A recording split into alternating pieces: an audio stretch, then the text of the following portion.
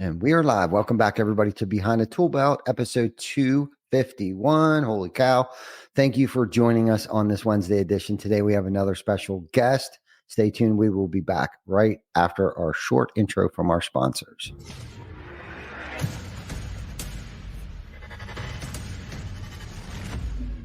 GC Packer. Roofing, siding, windows, gutters, solar. Roofing, siding, windows, gutters, solar. GC Packer.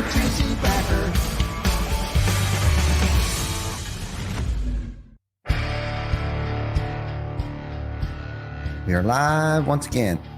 Things feel off a little bit today. I just feel like I'm off, the sound's off, the lighting's off, everything's off.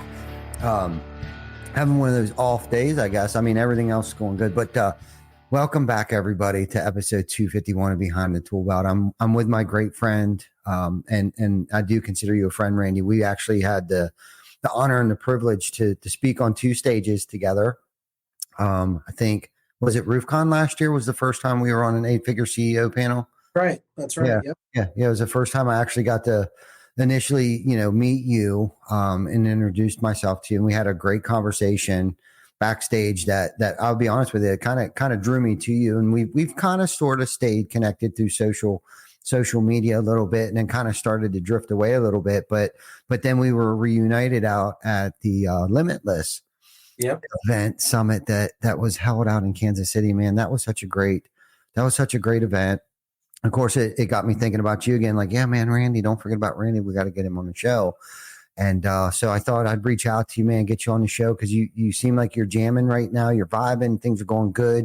You were just, I noticed DT Roofing was named in the, what was the top 100 roofers of 2024. And that in itself is a huge accomplishment. And it seems like you're just doing things right over there, man. Nobody's got any ill words, at least not the circle of people that I travel in, which is pretty much the same circle of people that you're rolling with right now. And nobody's got an ill thing to say about you, man. And you just seem like you're banging on all 8 cylinders right now, man. And I want to ride on that coattail. I want to be a part of that vibe with you, man. So we brought you on the show and figured we'd let our viewers and listeners, maybe get a little nugget from you, figure out how you did it, and figure out what it was like, what it's like now, and kind of how you got here, kind of thing. And hear a little bit about your backstory, and then most importantly, kind of what you're doing now, and where you get your fuel from today. Like why do you continue to keep doing what you're doing? So why don't you, kind of give us the little backstory of, because I see you've done a lot of accomplishments. You retired. You were the former fire captain at Somerville County, Fire Department. You were a former private first class in the Texas Military Department, and the list just goes out. With the DT companies, man. Like, and I got some pretty cool questions for you to ask. Ask you about how they may coincide with each other, but we'll get to that later. So, who is Randy? Give us.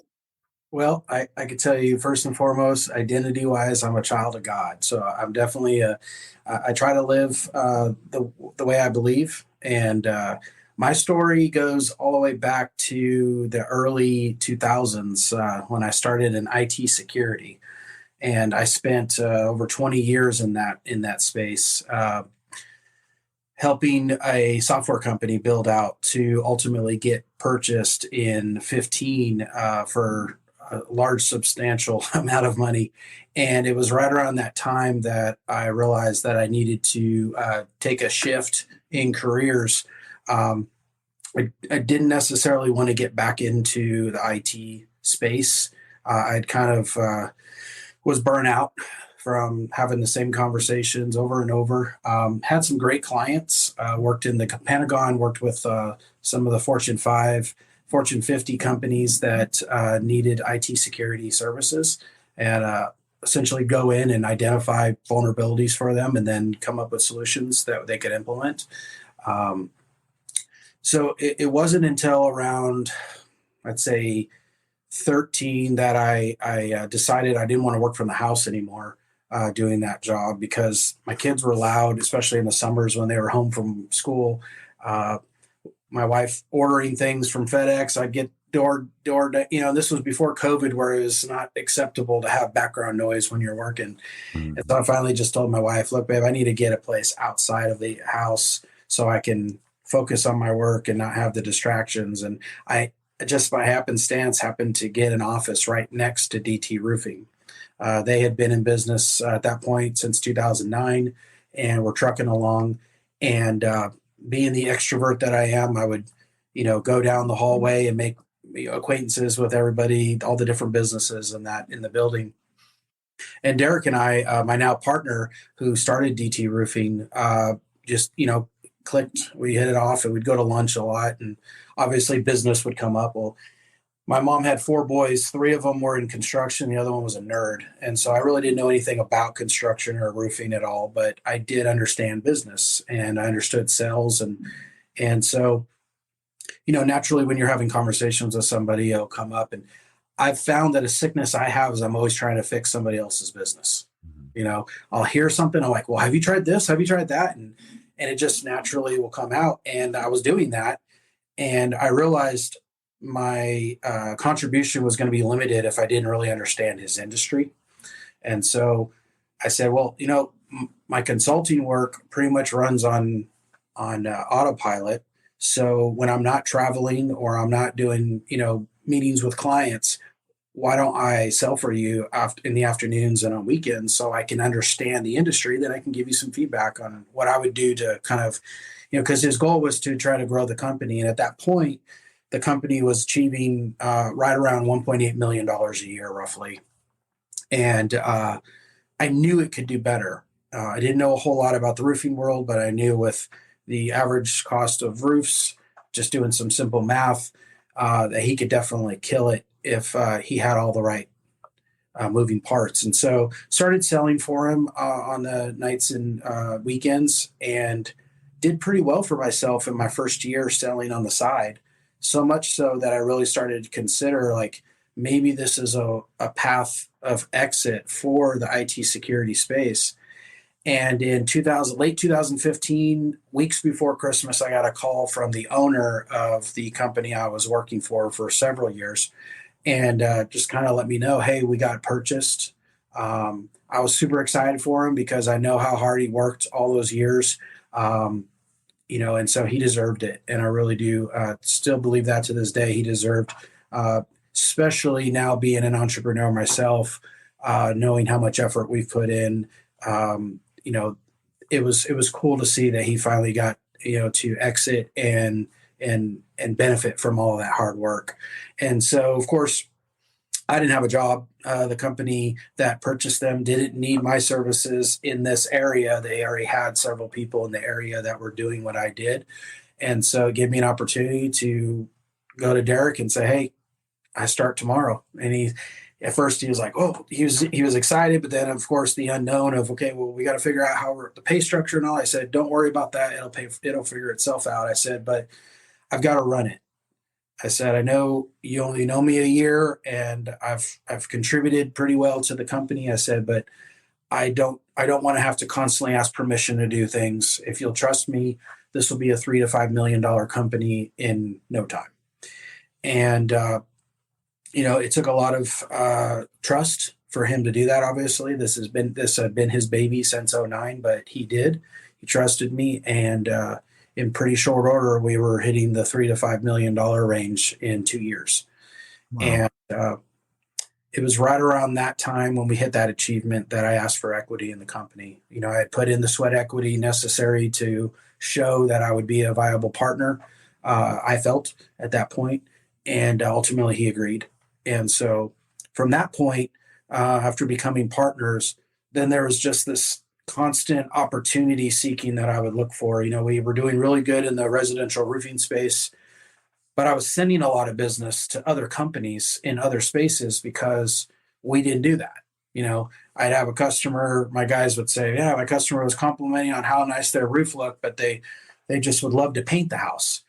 And we were sending them to painters, and we were sending them to somebody that would do a remodel. We were sending all this money out the door. Mm-hmm. And I went to my partner. I said, why aren't we doing this? Why don't we partner with subs that do their trade really well and offer a solution to these customers. And through that, we'll ultimately grow the DT brand as well. And he agreed. And so we initially just ran under DT Roofing and Construction. Mm-hmm. And the first year doing it, we did about $1 million in additional business on the construction side, which wasn't terrible.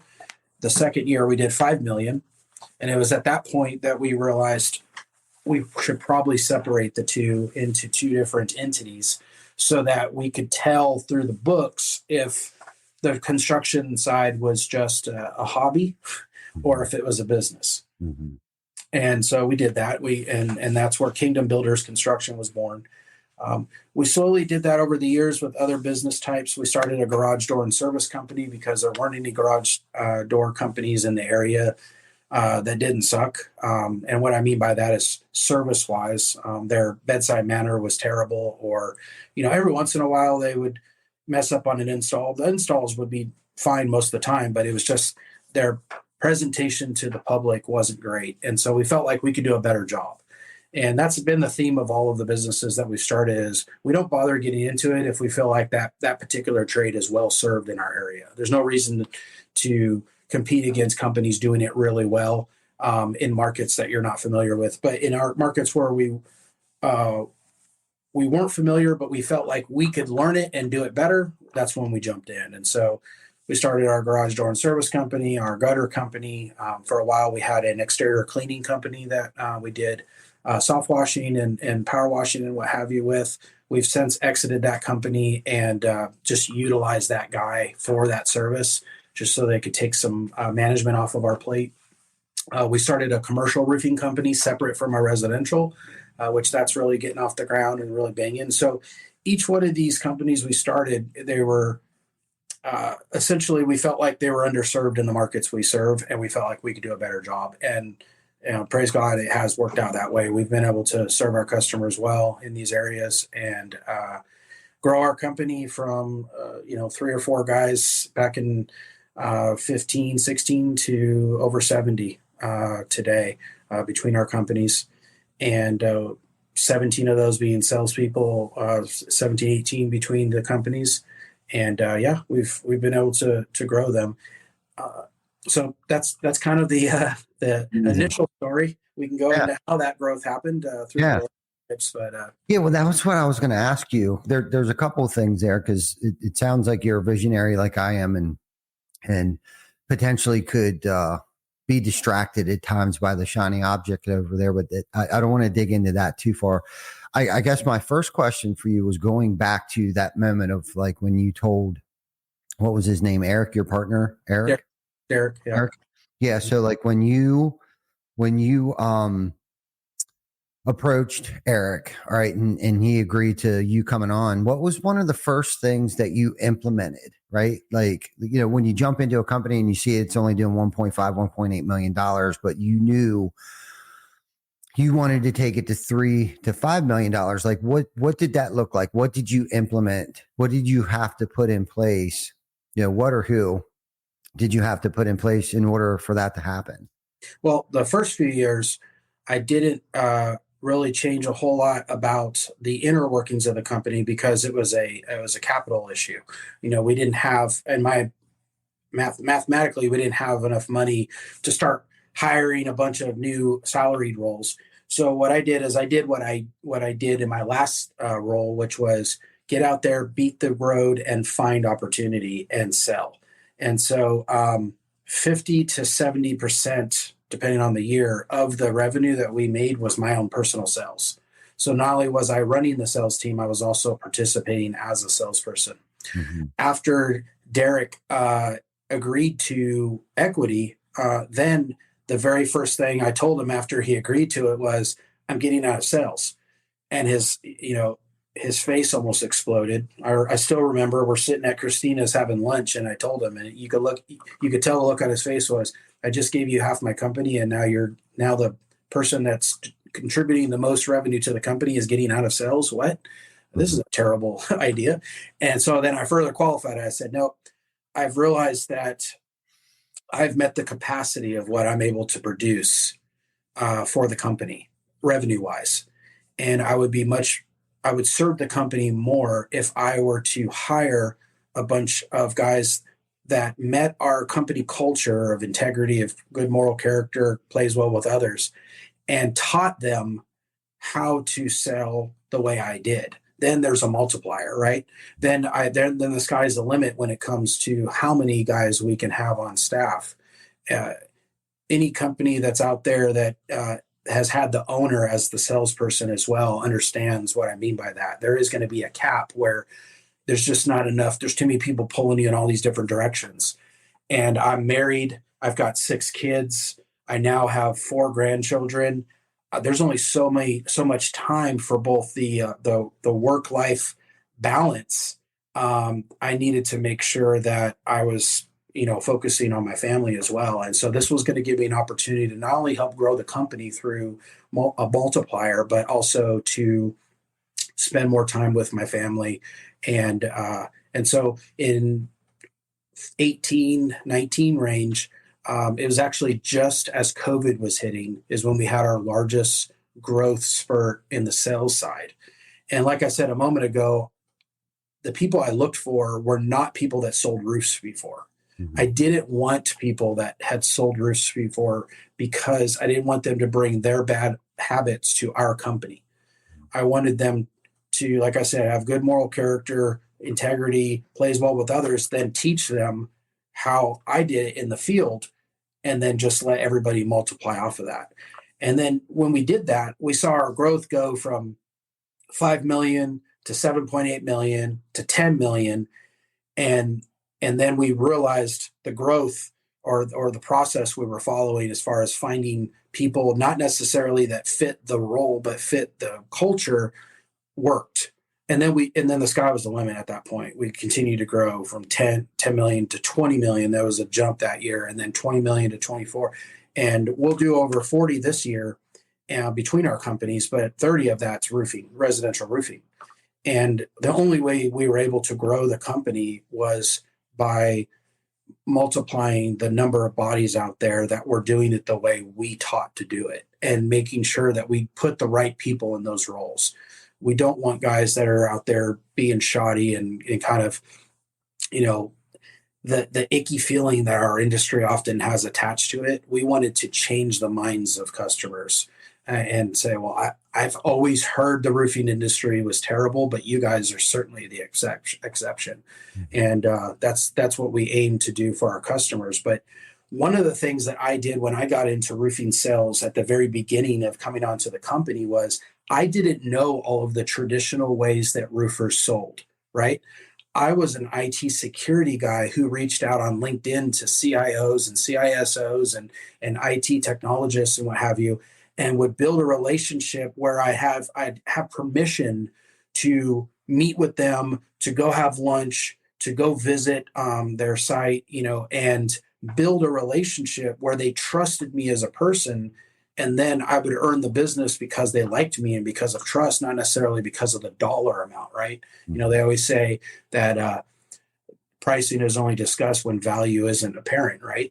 And so I would try to make sure they understood working with us was the right decision, not only intellectually, but also relationally. Like, we're here to see you succeed. Mm-hmm.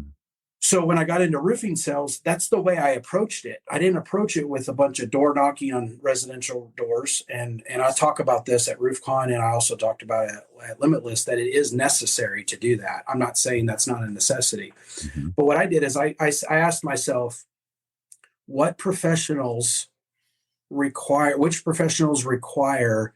roofing in order for them to be successful? And ultimately, I came up with realtors, insurance agents, and property managers all rely on our profession in order for them to be successful. So I started focusing my efforts on building relationships and bringing value, a valuable service to these 3 types that would then cause them to always call me when they needed it. So I in the book, we just released. That it actually be released at RoofCon with I'll murder his last name. Zabotny? Yes, Zabotny. I think you're as well. Yeah. the chapter is called, I believe, is Secret Salesforce. Mm-hmm. And it's describing literally this process. Like, once I had all of these professionals calling me, I didn't have time for company generated leads. Mm-hmm. People calling in and saying my roof is leaking. I don't have time. Give that to the other sales guy. I don't have time. I'm constantly getting called and text. And so all I did was just teach the new guys that came in the exact same process. If you go out and you build relationships, then your phone will be ringing so much you won't have time for company generated leads. And then that's how we'll know when we need to hire another salesperson, is when my wife, who's now responsible, she wasn't when I started, but who's now responsible for any inbound leads that come in, she'll reach out to my VP of sales and say, you need to hire somebody else because we only have 3 of the 17 guys on round robin accepting company leads. Mm-hmm. And so then she'd know that's when we know we need, because all the other guys have so many relationships calling them constantly. And in our company, we commission differently based off of a company generated lead versus a self-generated lead. And so naturally, if your goal is to do really well financially, you're going to focus on self-generated leads. And that's where my top guys get their leads from. So they don't have time to deal with the company. And so all we did is just take all these guys. We had radiologists, a teacher, a retired firefighter, just all these different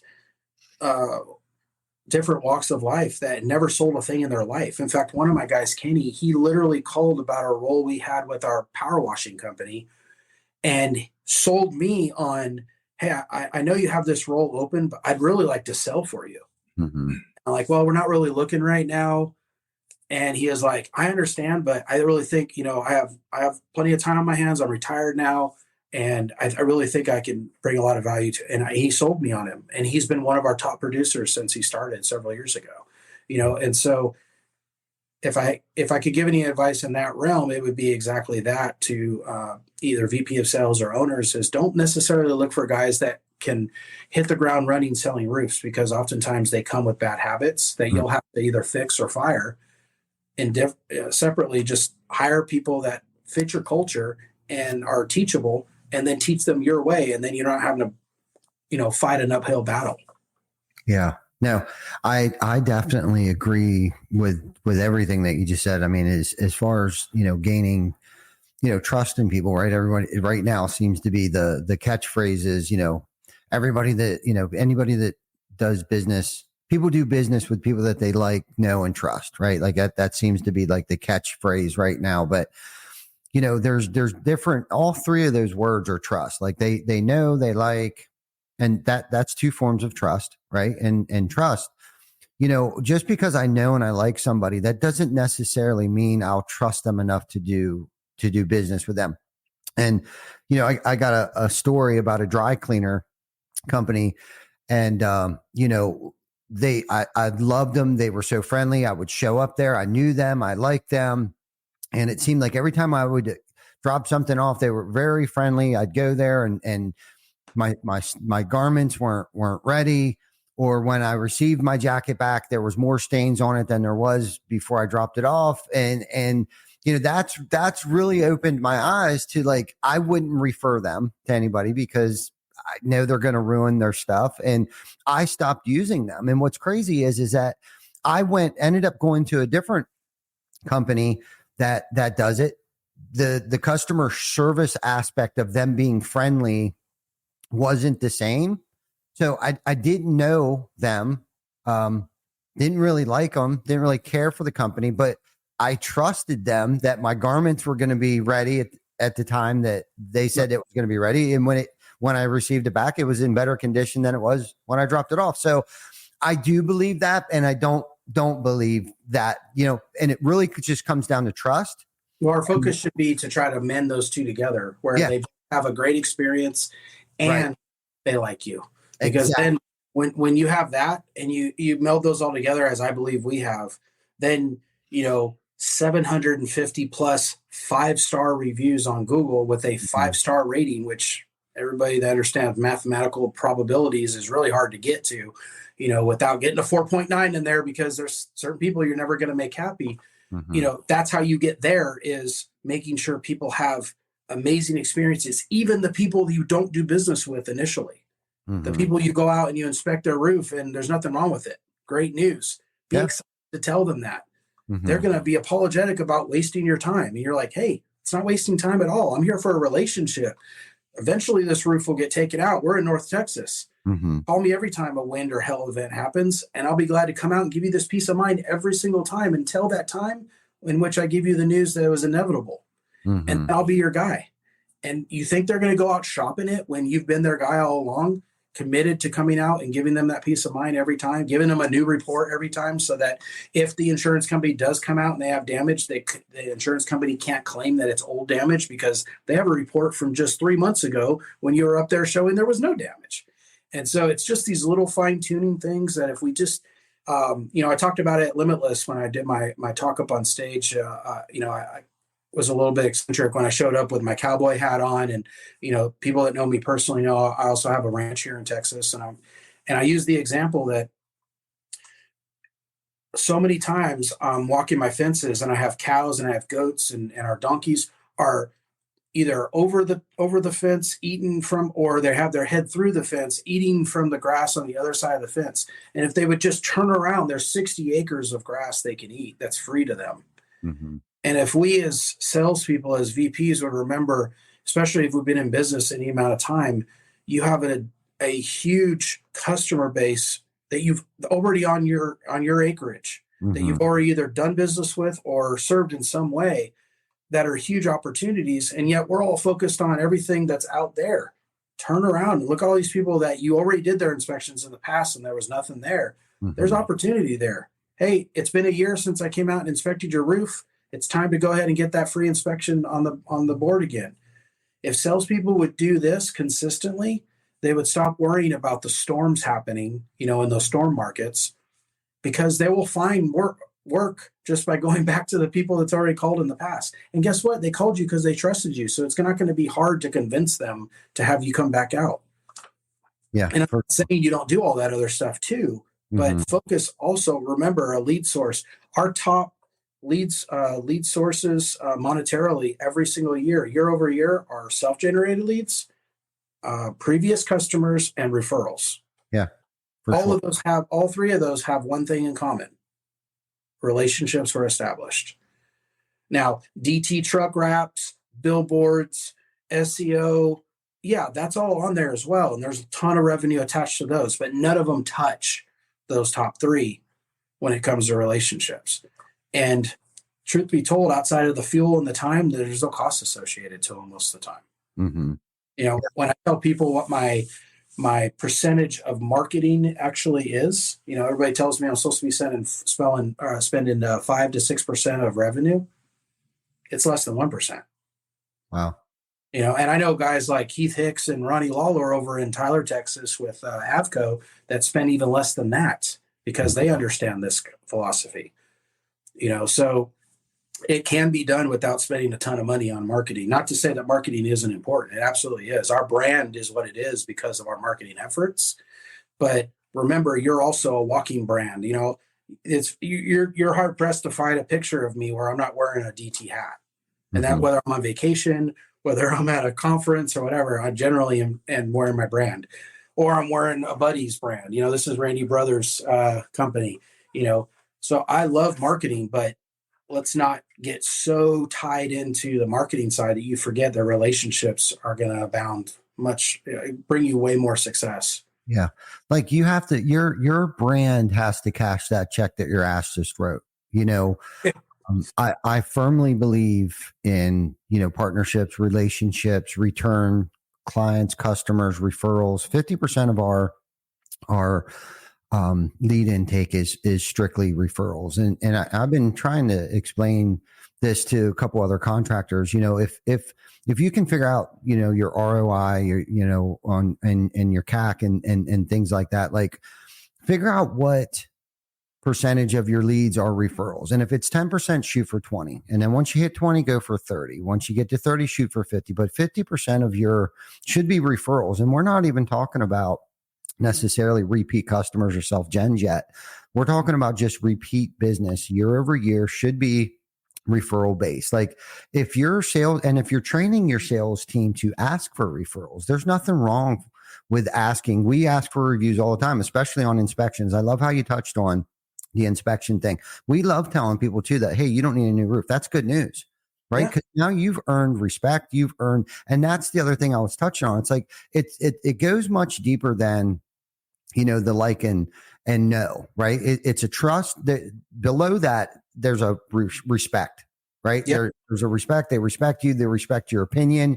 That you are the professional. You're going to give them the accurate information that they're seeking. And now you've become the roofer. Like you're not there to sell them a roof. And like, that's not our job. Our job isn't here to necessarily sell you a roof. Our job here is just be a roofer. We want to be the roofer guy in your phone. Like everybody's got the plumber dude and the electrical guy. Like we want to be the roofer guy. It's funny you say that. When I was in sales, when a customer wanted to take my information down on their phone, I wouldn't say Randy Hurtado with DT Roofing or other. I would use the alliteration because they remember that. I'll just save me in there as Randy the Roofer. Exactly. Because it's easier to remember. They could just type in roofer as their search criteria to find that guy that they're working with. But something you touched on a moment ago when you were talking about your percentages, yes, definitely focus on trying to get each lead source type to a higher percentage. But as important from a sales leadership standpoint is KPIs. Like we talk a lot about KPIs, people are talking about it a lot, but I think oftentimes it's brushed over on how important it is. If your designation and your sales team is your top guy is the one that brings in the most revenue, then you're missing the mark. Because sometimes the guy that brings in the top revenue may also be the guy that sucks at reviews, sucks at referrals, sucks at self-generated. He just may be really good at closing, but he doesn't necessarily know how to get a review from somebody. So in our company, we have a grading system. And each month, because we have 17 sales guys, there's 17 possible points. So the top revenue guy, he'll get 17 points for that category. But then depending on how many reviews he gets, he may only get 4 points. He'll be in fourth place. At the end of the year, we add up all those points, and the guy with the most points technically is our best salesperson, well-rounded salesperson. He may only be number 3 in revenue, but his margins are stellar. He's number 17 in margins, right? And just talking from a pure numbers perspective, I could care less if I'm doing 3 million a year, but I have a much higher margin than the guy that's doing 5 million. Everybody talks about, well, you throw out numbers, and we I've done it even on here talking about we'll do 30 million this year. Yeah, but how much are you keeping? How much of that is actually profit? And so that is more important, and it seems obvious, but sometimes people have to hear it. It's more important than your revenue numbers is how much are you actually keeping? And so if you put a point system in place where your guys, and then they'll also hear, because we have every month we have $500 gift cards that we give out for 4 or 5 of the different KPIs. What's great is if it's always the same guy. Like when I was in sales, most months I was the top salesperson. So it almost becomes white noise. But if it's like a different guy getting recognition for a different achievement every month, then it's a team thing. Jacob, you got the top margin award this month. Here's your $500 gift card. Great job. Dwayne, self-gens, man, you smashed it. 243,000 of your $300,000 in sales was all self-gens. Here's 500. So we're focusing on other KPIs other than just revenue. And it gives guys that may not ever be the top salesman, but are killing it in other categories that help the company grow as a whole, recognition.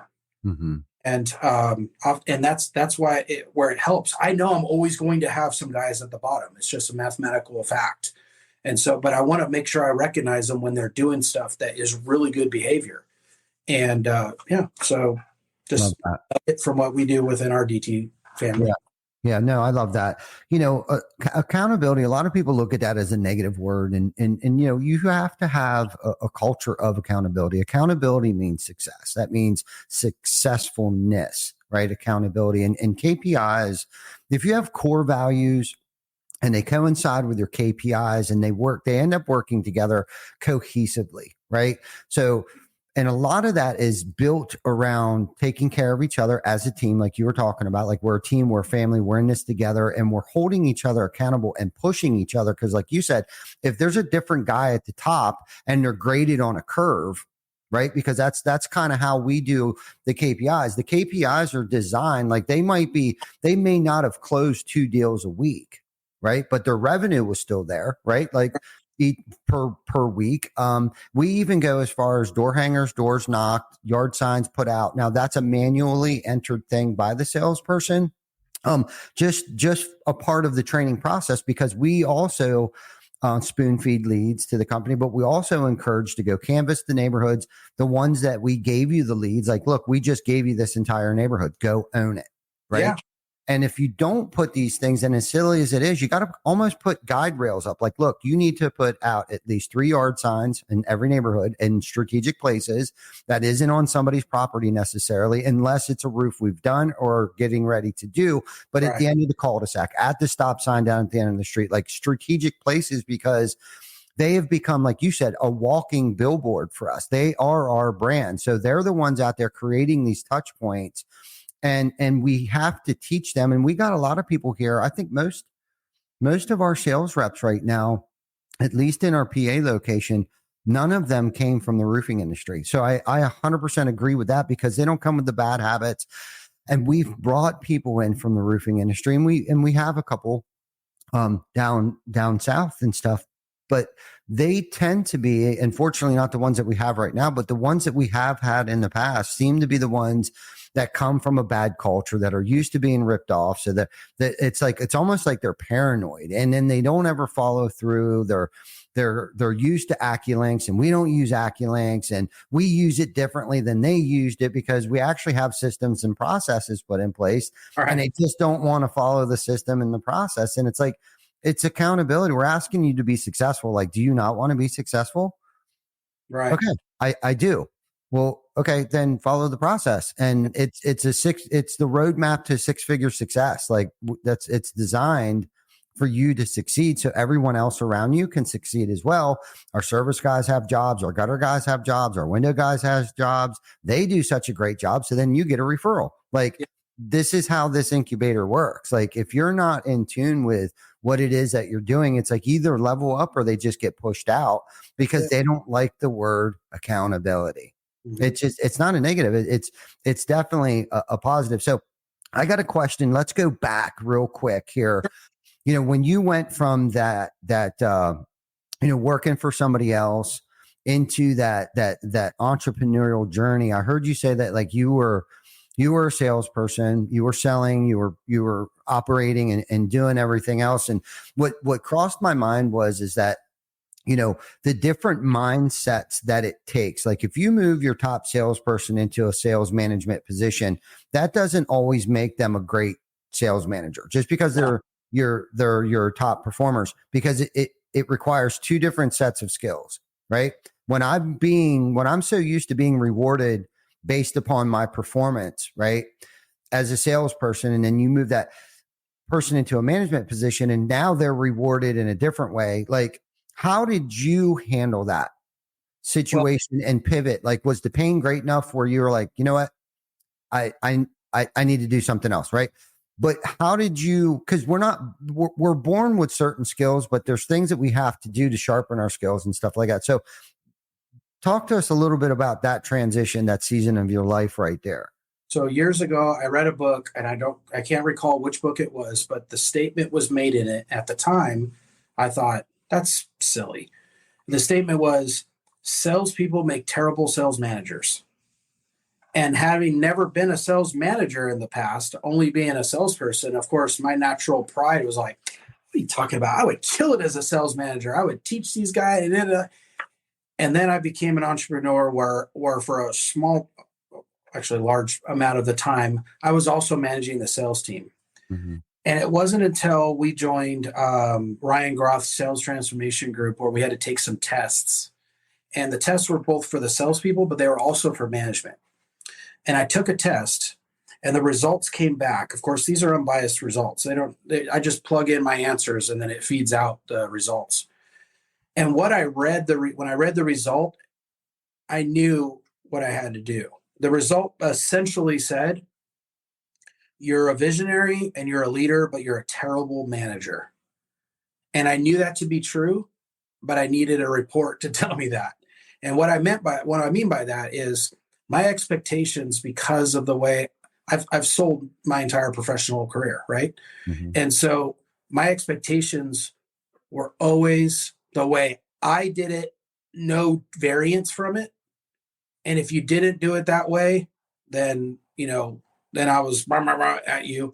And I was burning a lot of my guys. Like, none of them left, but I could tell when I'm talking to them that I wasn't getting through, because all they could hear is the abrasiveness, Mm-hmm. because I was probably talking condescendingly to them, because I got it all figured out. I'm a, great salesperson. So just listen to what I'm telling you to do it exactly that way. And that's it. Mm-hmm. So that story is with me, in that I had to realize I was a terrible salesperson. Mm-hmm. Sales manager. And I needed to hire somebody that could connect with my guys a lot better, do the job that I needed him to do, but to connect. And that's where I brought in Mitch Hickman. He was actually one of our distributors, but our guys loved him. He'd come in and he'd do what distributors are supposed to do to maintain relationships, but he got it. He understood relationships was a foundation of our company. So he was in here a lot. He was, coming in, training the guys, feeding them, everything. And they really just took to him. And so I hired him, and it has been phenomenal. He's still very, I like to tell people, like, he's a savage when it comes to like his little comments and stuff. He always has one in the chamber ready. So if you're going to razz him, you better be ready to get razzed right back. Mm-hmm. He's that type of personality, but he does it in a way that everybody can laugh at themselves, but he knows when to be serious. But they don't feel attacked like they did when they were dealing with me as the manager. Mm-hmm. And it was really difficult for me to acknowledge that for myself too. Like, because I knew my heart behind it was I wanted them to be successful. It wasn't because I was just being an ass. I wanted them to be successful. And that's why I'm like, you got to stop doing it that way. I've told you, if you keep doing it this and then you don't do it that. And then I catch myself and like, look at my body language. Mm-hmm. That's what they're seeing. And they're not hearing anything I'm saying because they just feel attacked. And so I still will stand by that book and say that sales people, good salespeople. Now, there may be a guy who may not be fit to be a salesperson, but mm-hmm. he is fit to be a sales manager. Yep. But I don't think that good salespeople are great sales managers because of that reason. They're always going to have this archetypal, like this view of how it should be done. If you don't do it their way, then you're doing it the wrong way, even if your way is just another way to do it right. Mm-hmm. No, I agree. And that's why I asked you that, because, you've been in business long enough and I've been in business long enough where, my roles within the company have changed. And in order for that to happen, I had to humble myself sometimes and realize that I'm not the greatest fit, to always be, a sales manager. Yeah, I was great at sales. I love to pour into people, but a lot of things I take maybe a little too personal, and I'm pulled in a lot of different directions as the leader of the company. I still, and even still today, I still get pulled out into the weeds at times. But I think the biggest thing is giving somebody else the opportunity to come in and lead, the sales team and the sales force and stuff like that, had more impact, because I was spread so thin at the time that I was kind of mediocre at everything. Right. Until I started to let go of things, and somebody said something, and I always say it wrong, but I was okay with, if they could only do it 70% as well as I could do it at 100%, they're doing it 100% better than I am now, because I'm mediocre and not even excelling at any facet of my life, because I'm wearing 15 different hats that actually created 12 full-time jobs. When I finally discovered that I needed to let go to grow personally and professionally. And the cool thing is that we were giving other people opportunities to flourish and blossom and hone their craft. But that's the thing about delegation. Doesn't mean that I just push it off to somebody else and forget about it. right? Yeah. That I have to have a framework that I'm handing to them, but also check in on them to see how they're doing and maybe critique a little bit like, hey, maybe you might want to try it this way, right? Yeah. Because I can tell you how to do things that doesn't like I can tell you how to golf, but I'm not a very good golfer, right? Like, but I can tell you what you're doing. I can tell you what's wrong with your swing, but my body and mind can't do it. You know what I mean? And that's the God's honest truth. Like my son just got into golf, right? And he's already better than me. And I'd like to say it was through some of my guidance. Like, why do you keep pulling your head? Like, keep your eye on the ball, right? But I can't do it. I'm peeking. I call it peeking. I'm already looking where I think the ball is going to go. And Right. it didn't even leave the ground yet because I totally whiffed it. Yep. I'm the same in golf. I only play if it's going to be a scramble where Yeah, I love it. one of our guys is he's a former professional golfer, and so Mm. if Kevin's in the mix, then we're just we're there for the ride. That's right. He's your anchor guy. That's right. I'm a Yeah. good putter. I can sink a good long putt every now and then. Yeah. Yeah.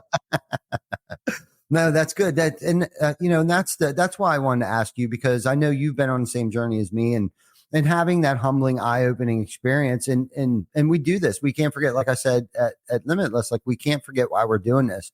Right. And we get into it at first. There's different levels of that.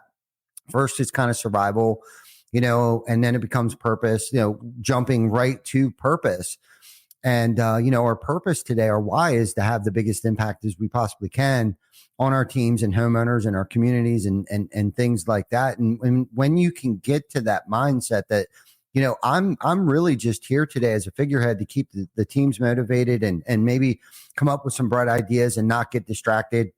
Oh, and that's something I wanted to ask you about all these different companies that you have, distractions, right? Because when I see companies that have multiple facets of companies, entities under the same roof, have you found yourself being distracted or it's been an anchor? Because I heard you say something about the power washing company, right? So I don't know exactly what happened there, but like, okay, so we've gotten involved with a couple of things over the years, and we found it just easiest to like kind of cut our losses or unload it, sell it, exit it, and things like that. So for you, how have you been able to identify if what we're going to get involved with complements what it is that we do now? Like it's not too far off the track. We're already at the house. We might as well just power wash it too, or whatever, right? So that instance would complement, if you're a roofing and siding contractor, power washing would complement what it is that you do anyhow, because maybe they didn't need new siding, maybe it just need washed, right? So adding that facet to it. But have you found yourself adding things to it that you think is such a freaking great idea, but have come to realize that it hasn't been?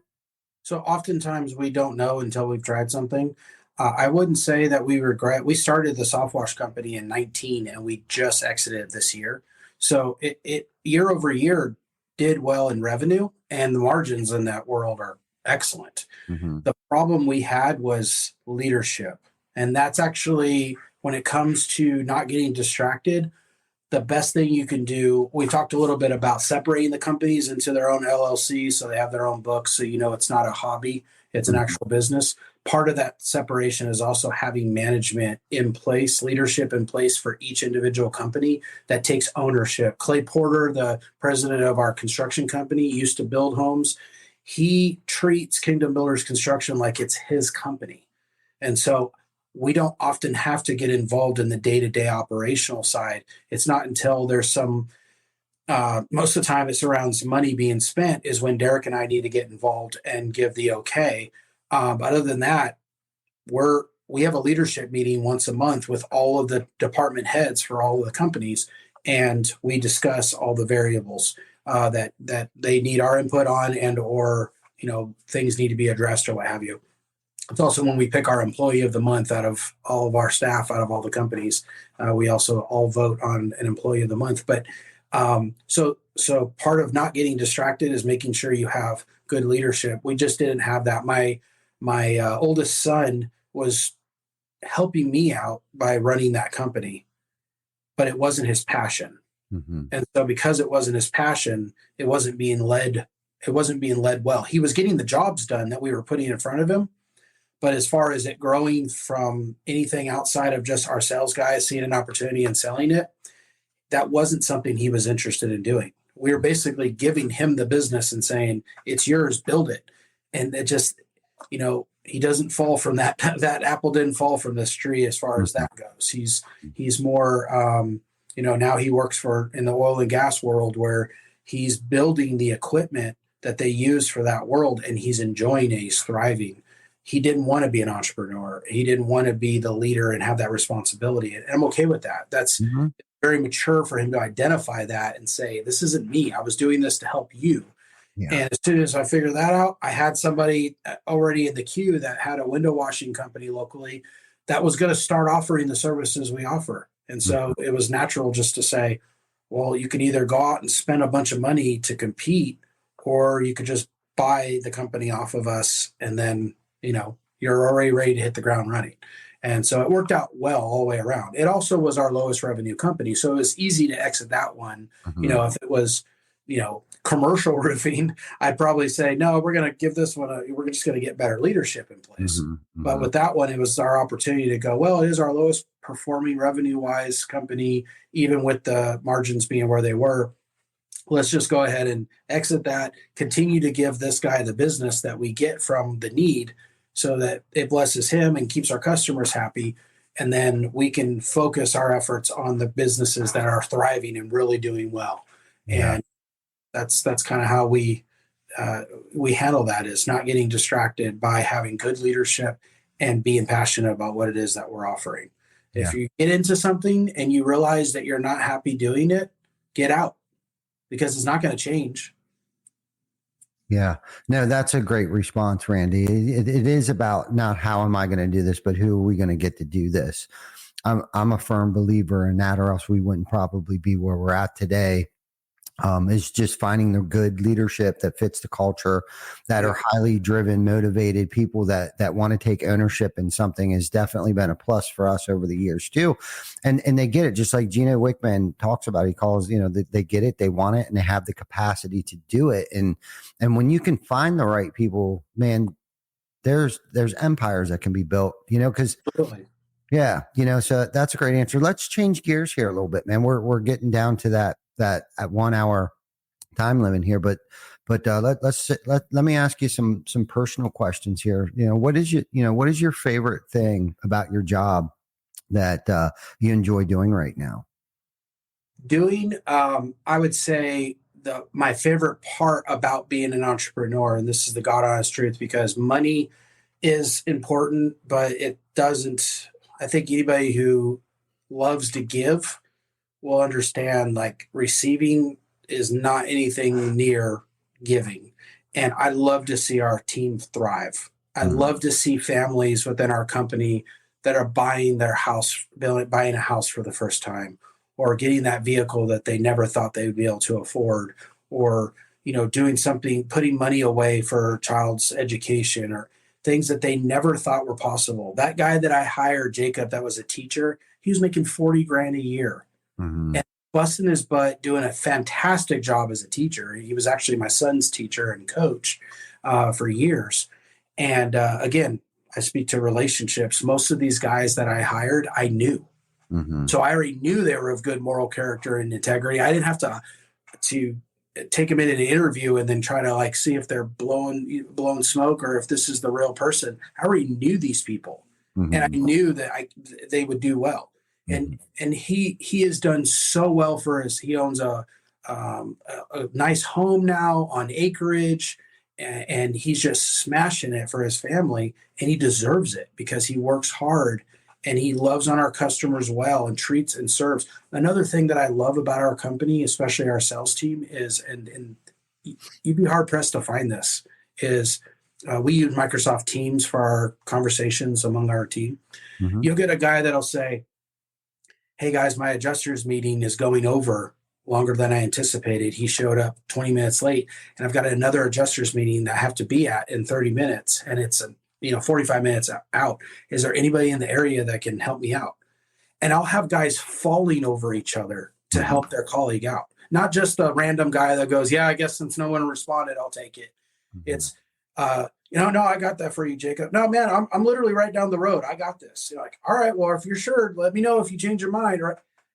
I love to see, and I would hope that that is a not only inherently part of their personalities, but also a taught Mm-hmm. attribute because they see that from management, you know. And so, my favorite part about doing all this is seeing others thrive Mm-hmm. because I've been poured into in my life. I've had people that were mentors to me that have poured into me, and I've benefited that they didn't benefit anything from helping me. And so I love to see our team do the exact same thing. And so, yeah, that's honestly my favorite part about being in business is seeing that. Because, like I said, the money will naturally come because we're doing the job correctly. Mm-hmm. But that's a result that it really excites me. I love that. Great response. Great response. Because I would have to say myself that's definitely where I get most of my joy and giving that purpose and impact on people. And I love how you mentioned too. Even during COVID, we had I think there was 3 individuals, our team members, that were buying houses during COVID. Like they had that much faith in the company and stuff and having babies, right. And creating families, they're building families here, right. Like not just one baby, 2 babies, grandbabies, right. They got multiple cars in the driveway in the brand new house that they just bought a year ago. That's where I get my fulfillment from, right. Obviously my family, you know what I mean? But this has become an extension of my family. And to watch our family grow, and have Yep. babies and watching them grow in their professional life and stuff. And that's why I stick around. You know what I mean? That's why I keep coming in here today, is to watch that growth and make sure people are not getting complacent and stuff like that, because I want to see people grow. But I'm gonna ask you one more personal question here before we wrap up, man. I want to know, like what's your next big goal, and why is it so important? My next big goal is to finish the race well. And that in itself is very important. So now that's good stuff, man. But Randy, I guess we should run here a little bit. I feel like we could talk for a whole nother hour. But I'm sure you got to get back to work, and I got to get back to work. We're actually getting ready for RoofCon. Yep. I'll see you there. Yeah, it's going to be fun, man. Let's hook up while we're down there, and Yeah, maybe go out to that's dinner.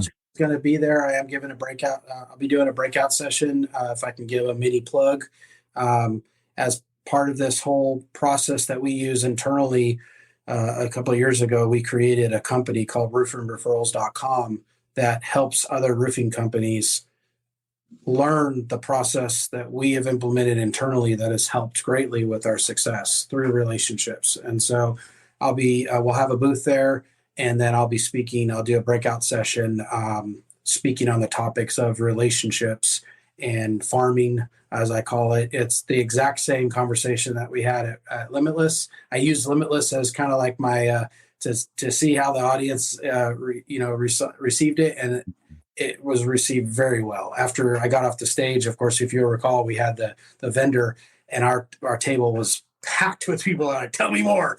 Yeah. So I'm hoping to have the similar result at RoofCon. I just basically open up my playbook and share from stage what it is that we're doing to be successful, and a lot of nuggets for guys to take home and immediately implement. They're not philosophical things or anything. They're literally tangible things that you can immediately start doing and seeing a result.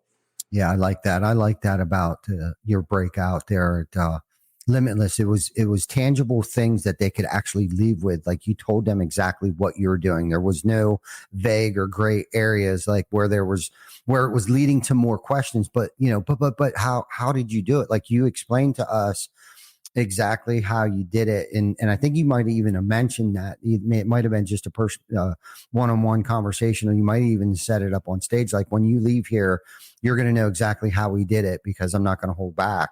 Yeah. And I think that in itself is true leadership, transparency, you being okay with you and sharing how you got there. Cause I think a lot of people get up on stages and it's all about them. Like, hey, look how hip, slick, and cool I am. And we're a $50 million company, but don't really tell you how to get there.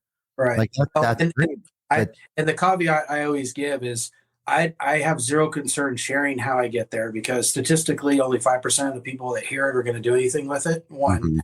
Second, you're not going to outwork me. Mm-hmm. Right. You're not going to outwork me. So if you're implementing the exact same processes in my region, I'm friendly with a lot of the companies I compete with locally. Have to be. And they can know the entire playbook. They can watch these. They can be at the show or write it all down. Mm-hmm. But you're not going to outwork me. You're not going to outwork the team. They bust their butt to get to where we're at. And so I had one of my competitors, and we can end with this, but one of my competitors, literally after we went to lunch, and he's like, "What's your angle?" I'm like, "What do you mean?" He's like, "Well, you're liking my guys' posts and telling them great job. And when somebody says something about our company, you're giving our company credit and all that." I don't get it. And I'm like, because you're doing it right. Mm-hmm. You're doing it the right way. You're not taking our industry the wrong way. You're showing people that there is a right way to handle it. As long as you are doing it the right way, I'm a fan. But you're not going to outwork me. Mm-hmm. And as long as we can be competitors, friendly competitors, we're all the rising tide lifts all ships. That's right. You could kind of see there was like an aha moment on his face. Like, I get that. Like, that's awesome. Like, I don't normally hear people think like that. And I'm like, well, I'm going to work hard. I'm going to be here at 10:30 at night, many nights, trying to get some stuff done. Cause during the day I was having people walk into my office, asking questions, and I want to spend that time with them. Mm-hmm. But you're not going to outwork me. So I'll tell you anything you want to know if you truly want to be successful, and do it the right way, and Mm-hmm. not screw people to get to where you want to get. Yeah. The silver bullet in success really is you got to give it away to keep it. Yeah, I like to say there's no one silver bullet to success. It's a magazine full of silver bullets with one in the chamber. There you go. Exactly. And to touch a little more on what you just said, collaboration happens up here, right? Yeah. The competition happens down there. And if you're of that mind, that competition mind, if anything, they're our worthy rivals, right? Yes. They're worthy. If they're doing it right, they help make me better. Yeah, exactly. Right. There's value in that. And we need that.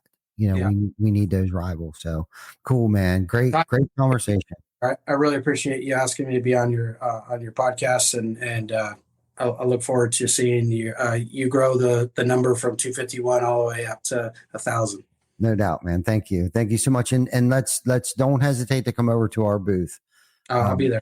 And we'll chit chatter and we'll go live again and see where you're at in a couple of weeks here, or next week actually already. Next week, yeah. Yeah, and let's talk more about what you got going on in your booth that you have set up down there. Let's talk a little more. Do about 10-15 minute skit. Love it. Down there and really plug the hell out of that thing for you. So, all right, man. Thank you, Randy. You have a blessed day, and we'll see you next week. See ya. Yep. See you, buddy.